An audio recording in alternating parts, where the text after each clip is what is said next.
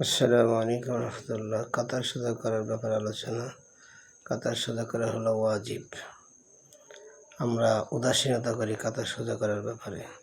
তাসওয়াতুস সুফুফ, কাতার সোজা করা।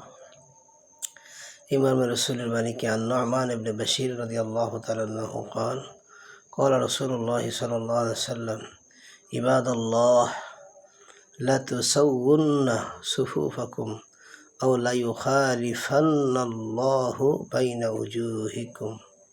وجوههم অথবা উজুহিকুম। মুসলিম শরীফের মিশকাত শরীফের হাদিস।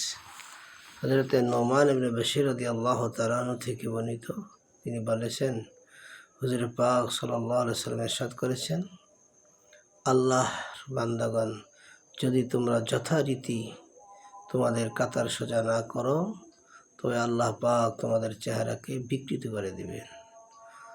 মিশকাত মুসলিম শরীফের হাদিস।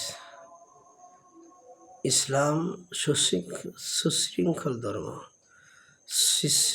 শিষ্টাচার, শৃঙ্খলতা সব নিয়ম অনুসারে শেখায়।